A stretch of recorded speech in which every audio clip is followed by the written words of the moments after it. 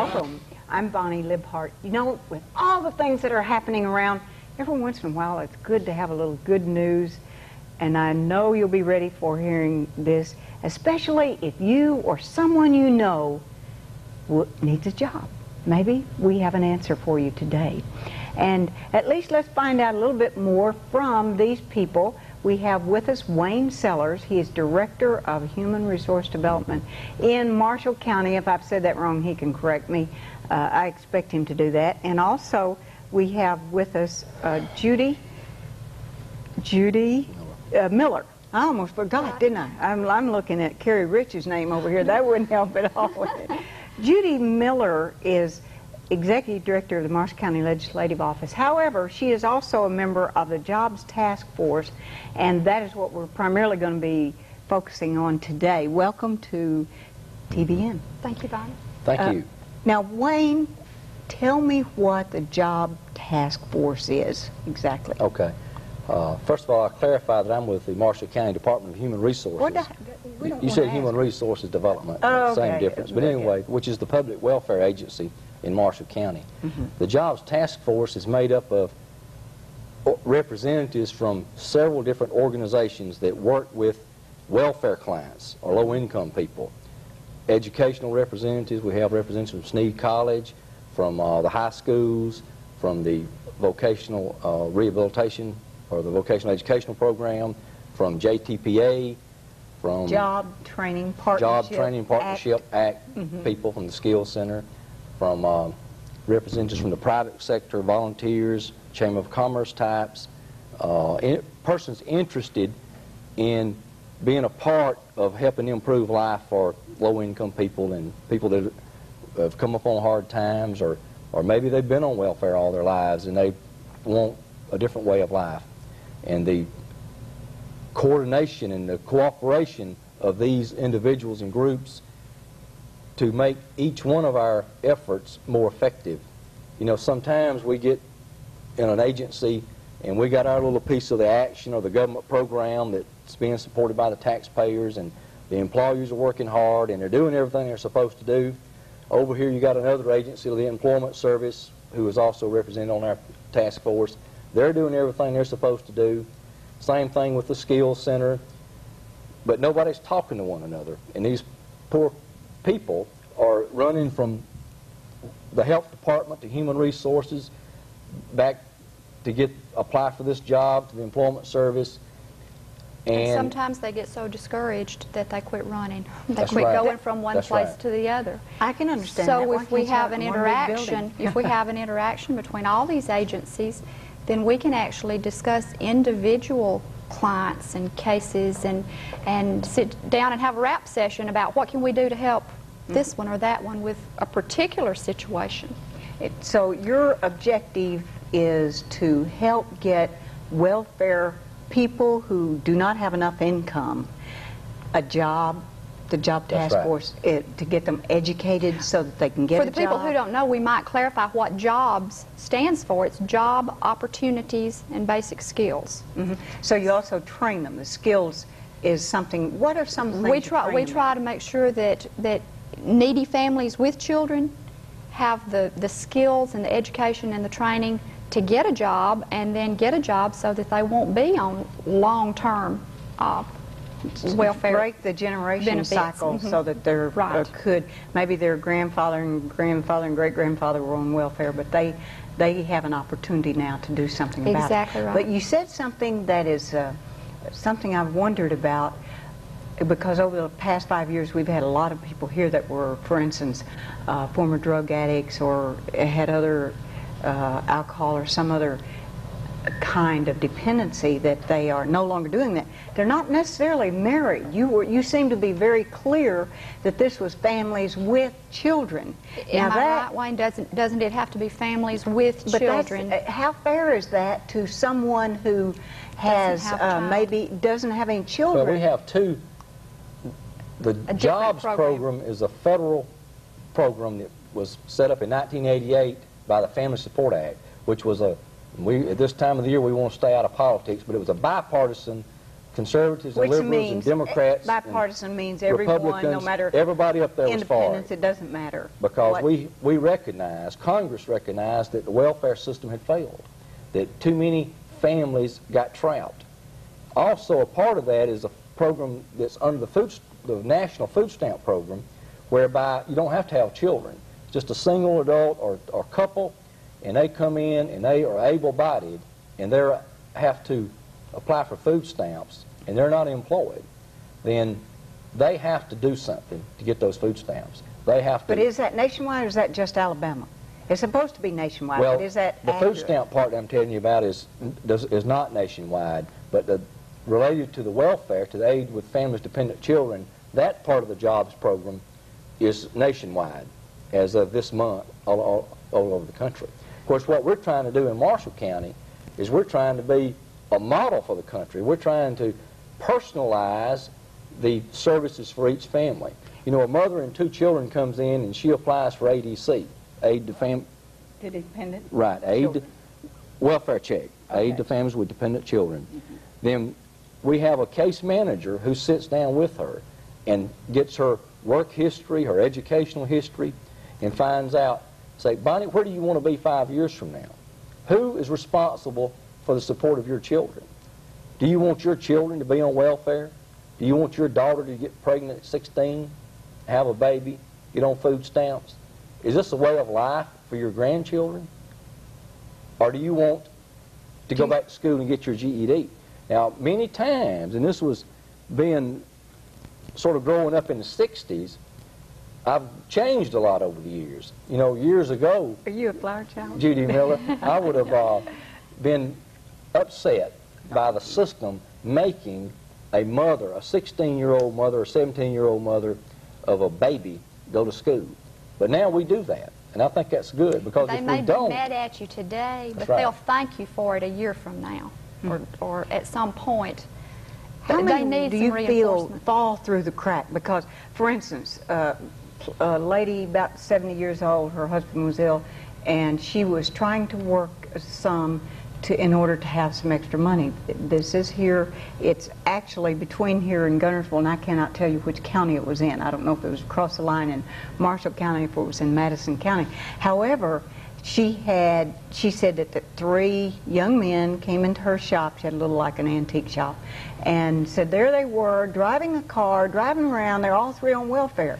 So how many people fall through the crack? What percentage do you think that are able-bodied, but yet they do not work, they do not go to school, and they don't have any plans to? Well, not many if they're drawing AFDC or food stamps, because Now, AFDC is the welfare check. aid to families with dependent children. But these are... Because it's mandatory participation, or there's a possibility they may lose their benefits. So it provides some reinforcement, you know, for the program. You mentioned a minute ago something about break the cycle. And that's what we're trying to do. You know, I think everybody agrees that these people have to help themselves. They have to want to help themselves. And, you know, there's an old, I guess, Chinese proverb or something that says, give a man a fish and you feed him for a day, but teach him to fish and you feed him for a lifetime. So that's what we're trying. Right. I think that kind of sums up the jobs program. We're teaching these people how to fish. That's right. And we believe that if you truly expect a mother or father or a young couple to be responsible for their family and their children, and they will be. You know, if you show that you have confidence in them and you lay out the alternatives, and it's difficult sometimes. They have to have child care, they've got transportation problems they've got to overcome. Don't have a phone so that you can call them. Telephones. And of course, that's for a another job. benefit of our jobs task force. As Judy mentioned, many times specific families and circumstances come up. I remember a case in which a college-educated woman was on welfare. She could not find a job. She didn't have a car. Well, the Rotary Club, one of the members of the task force was a volunteer, elderly gentleman, and he was a member of the Arab Rotary Club. He said, well, let me check on that. He gets the Arab Rotary Club to buy the lady a car. She, in turn, gets a job, gets off assistance. Another example. Now, she was a single person, no children. She had children. She Okay. was a welfare mother. Another welfare mother could not get into the truck driving class. Oh, no, go ahead. Go ahead. Oh. No, well, I'll ask you. Okay. Anyway, she wanted to be a truck driver, and there's a limit to the number of persons that can enter the truck driving school that's operated by the Job Training Partnership Act that we mentioned earlier. And one of the Jobs Task Force persons got a company to write a letter, a company, a friend of his that owns a trucking company, to the skills center people or the agency people to say, look, let the woman in the class, she passes it, we will consider her. No commitment to hire her. But there was a little screening group, committee, to select the truck driving participants of the class. And she had applied 3 or 4 times and not been able to get in. She gets in the class, successfully completes, and then gets a job making like $1,000 a week. And of course leaves Marshall County in the area and goes to Atlanta, and off of assistance and off of food stamps, and doing well. A lot of times people just need a little bit of encouragement, a little bit of support. They may have very low self-esteem. They don't have any goals. They don't plan for their future. Our task force has done everything from get a lady who had a job interview, an appointment at the beauty shop, to get a haircut. A lot of times we've had people who had job opportunities and didn't have the transportation to get to the job. I remember in particular one gentleman who got a job, but he had to have safety shoes. Right. He wasn't going to get paid. You know, they hold a week or 2 weeks back. He wasn't going to get paid for several weeks. He had to have a pair of safety shoes. You know, a lot of times, you know, and when our government and our society realizes you can help somebody a little bit and get them started, or you can support them for the rest of their lives through welfare benefits. What about the people, though, that have children in order to get more and more money? Because that's the ones, why can't they have a limit that you are not going to be paid for more than 2 illegitimate children? Why are you so concerned to always feed more? They can have 10 kids and make more than a person that has a college degree teaching in college. And what are we going to do in order to stop them? And I know of a person, for instance, when my husband was in the Marine Corps, and another woman was living with a man, she said, and she wouldn't marry him because she said, I know what I get from welfare, and I'm not going to marry him because I don't know whether he can support me. And so how about those kinds of people that are deliberately keep not marrying? There's not a man around the house, and except there is. One can give you more statistics than I can, but personally I think that's a little bit of a misconception. You hear that, but this person but on a large scale, that doesn't, you know, and I'm sure there are isolated cases, but on a large scale, I don't think that happens. Why can't you at least limit the number of children that they would, food stamp payments that looked enticing to me? Now, of course, Alabama, we have the second lowest welfare benefits payment in the country. For the first child, you get $111 a month, and then I believe it goes to $120 or $130. Anyway, it does not go up, you know, equal amount for the next child. But if they get any benefits, then our child support unit, believe me, is going to be after whether or not she's married to the daddy or not, or whether or not he's married to somebody else. We're going to find out who the daddy is, going to have the court order appropriate blood test if we have to, and we're going to make him pay child support. And recoup what the state has already paid. That's right. Mm-hmm. Now we're going to continue to discourage these mothers from having, and of course we don't believe, many of these women, and you alluded to the lowest self-esteem, many of them that we've discovered are looking for a man sometime for security. You know, they're beat down, self-esteem is this high, and if they have a male that will be nice to them and treat them kindly, then many times that's what they're not thinking about additional welfare benefit. It just happens. Mm-hmm. If we can fill that void with inspiration, you know, inspire them to get an education, to make something out of themselves, a lot of times all they need is just a little encouragement. We had a lady at the United Way kickoff luncheon a couple of weeks ago in Gunnersville, and she gave a little testimony about how United Way had helped her. And she had become a welfare recipient that everybody in our office was quite familiar. I mean, I knew the name. She was all the time spending, using all of her food stamps and running out of her little welfare check and needing some help with a utility bill or groceries or something, a medical bill. We got her in the jobs program, and I must confess that I was cynical about her. I didn't think she'd ever get off the rolls. She's working in Scottsboro, Alabama now, and she took off work to come back to the United Way kickoff luncheon to tell her story. And I don't believe that, I believe, let me put it this way, I believe that the Jobs Task Force and the efforts of our community in Marshall County, working together with this lady, we were able to work through a whole lot of resistance, build her self-esteem up, and now she is happy and she's enthusiastic, and it just shows. And she gave a very touching.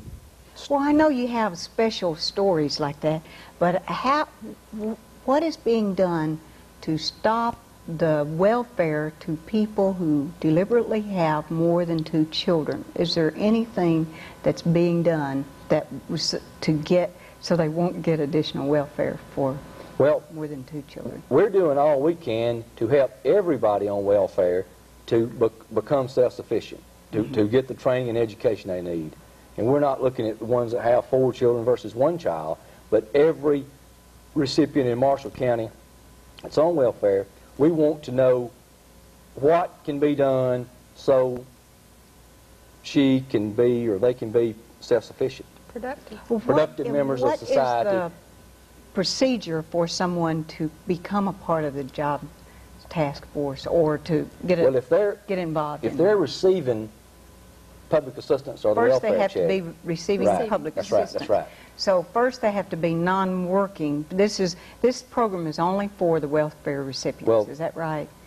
It's for welfare. It gets sort of complicated because we do have a program for food stamp recipients. Okay. We really have 2 programs, and we operate them kind of the same. The one for food stamps serves a lot more people, and the welfare is limited to just the welfare families.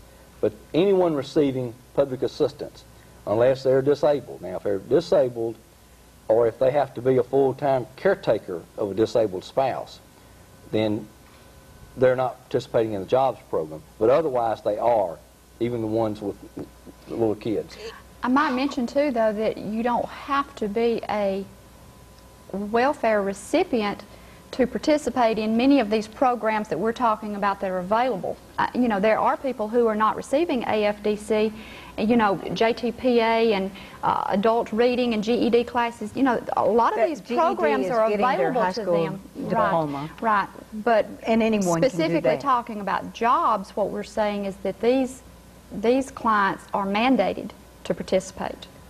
Participation is mandatory. If they are able-bodied, what you're saying is that every person that you're aware of in Marshall County that receives assistance must, if they're able-bodied, they must participate in the jobs task. That's right. In the jobs program. That's right. They have to be in some component. They have to go to the job shop at the employment service, or they have to go to the adult basic education classes to work on their GED, or they get enrolled in one of the JTPA classes that we mentioned earlier. Job training partnership. That's training. Right. And many of those programs, excellent point, most of those other programs are not just for welfare clients. I don't want anybody to think that they've got to you know, get down to the point that they need welfare assistance in order to further their education and receive some of these services that are available to them too. Those people that fall through the loophole, and that is the single people who, for whatever reason, from maybe being on drugs or for whatever reason, they've gone for maybe a decade where they have been who knows what, selling drugs, being in a drug program, and now they're clean.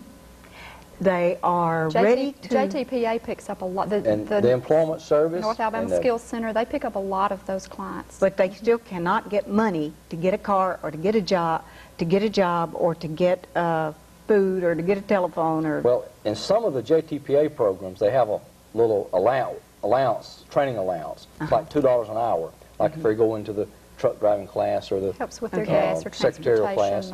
or The single person can apply for food stamps and may be eligible for that assistance.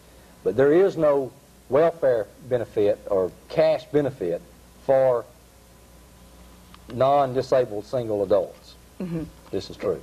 So what they need to do is to become part of the jobs program or something. Or go to the employment service or employment right. service.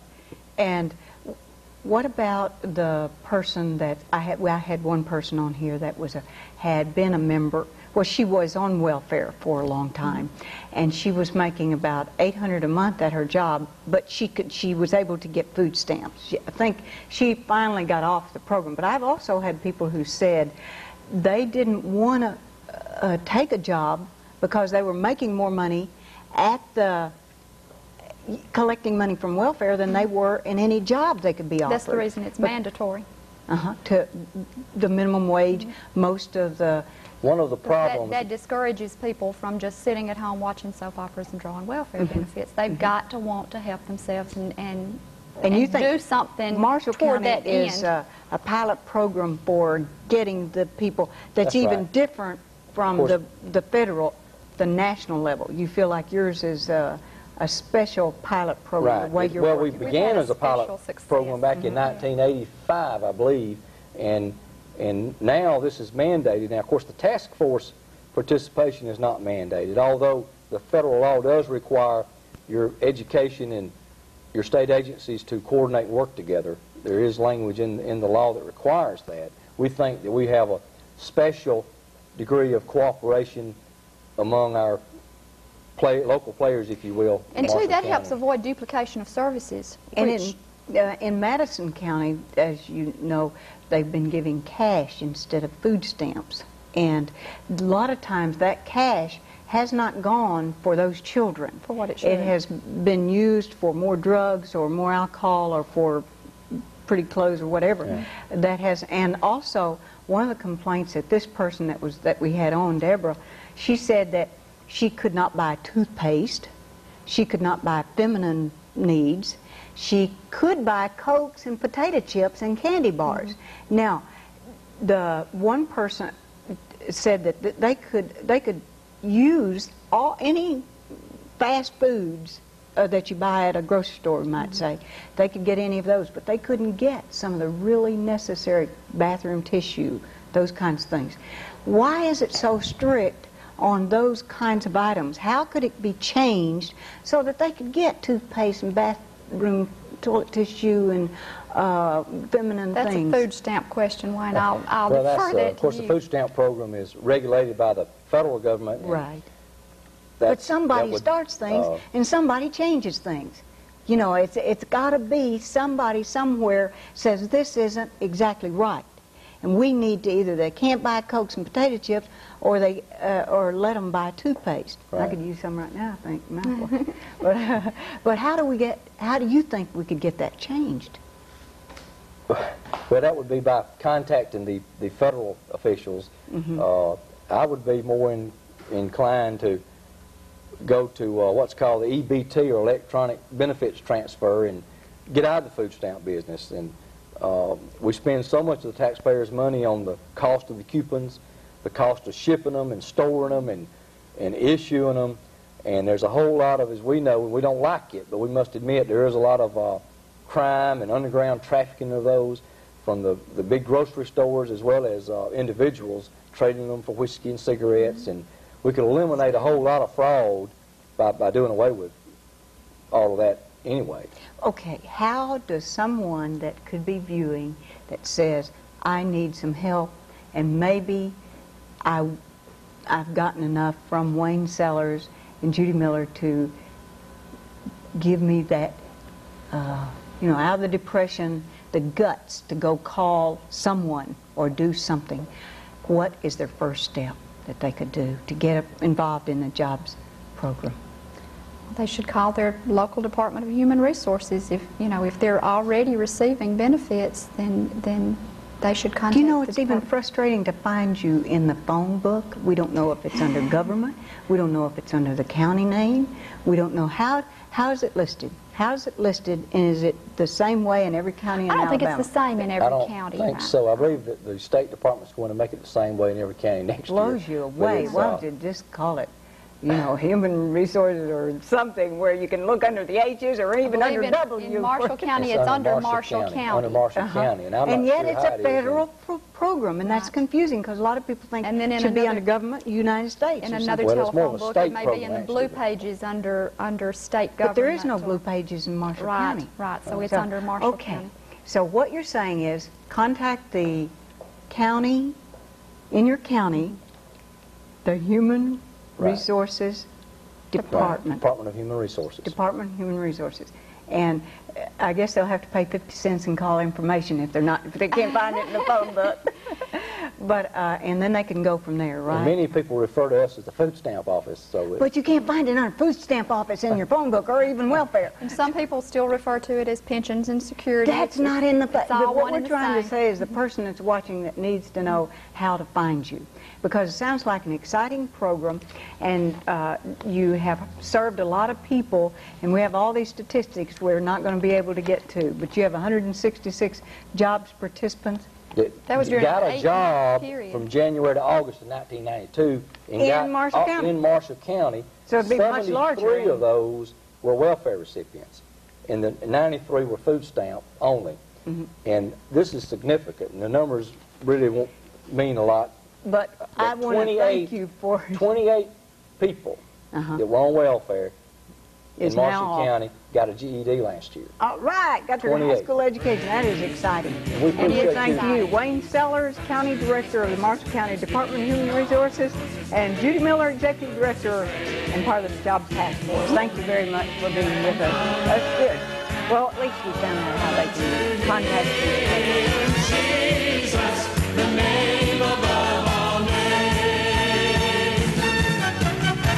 Into his presence with thanksgiving in your heart and give him praise. Give him praise. Come into his presence with thanksgiving in